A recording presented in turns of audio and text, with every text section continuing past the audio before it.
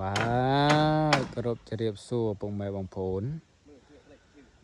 បានចេញជារូបរាងហើយភ្នំយោងគឺកមែននេះការដែលខ្ញុំថតមុនហ្នឹងមិនទាន់បានបាំងមិនទាន់បានចេញក្បាច់អីទេពេលនេះបានចេញហើយបងប្អូនមើលក្បាច់មើលម៉ូដនោះនៅកំពូលខាងលើបងប្អូននៅកំពូលនៅខាងលើនោះបាទកំពូលខាងលើនេះបងប្អូនចេញណាបាទមានពើមិនអីមិនទាន់រួចរាល់ទេបងប្អូនហើយជាងតែ2នាក់ថ្ងៃអត់មានអ្នកមកជួយទេបាទខ្លះអ្នកមកជួយបាទបងប្អូនយើងអស់បាទនេះងើបជុំបងប្អូនស្អាតបងប្អូនស្អាតហ្នឹងហើយហើយអស់គឺស្អាតហើយប៉ុន្តែលាបពើលាបអីតាមរំបាំងហោជាងទៀតបងប្អូនណានេះ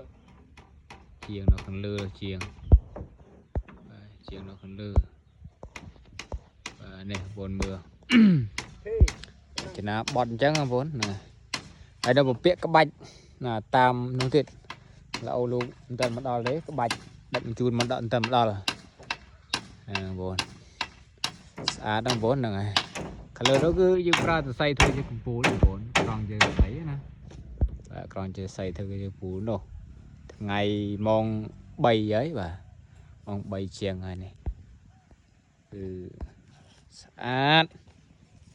សលេងស្រាប់បូជាហ្នឹងហើយយើងឥឡូវយើងហៅមែនហៅអីបងប្អូនយើងឥឡូវហៅមែនតែឥឡូវនេះគឺអត់ទេ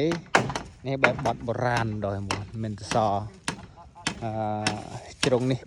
4ជ្រុងនោះ4 4 2 16ទៅសបងប្អូនបាទជាងហ្នឹងហើយ16ទៅសបងប្អូននេះនឹងវិហារចាស់ស្លំចាស់យើងបាទនេះគឺថ្មីហើយបងប្អូនកុំភ្លេចចូលរួមទាំងអស់គ្នាណាថ្ងៃនោះបងប្អូនកុំភ្លេចចូលរួមទាំងអស់គ្នាបានច្រើនកាន់តែល្អបាទកុំភ្លេចថាមានលខោទៀតហើយនេះថតវគ្គ2បងប្អូនអត់មើលចាំមើលវគ្គ3ហើយអស់ចាំខ្ញុំបានថតជូនទៀតបាទជម្រាបលាបងប្អូនបាទ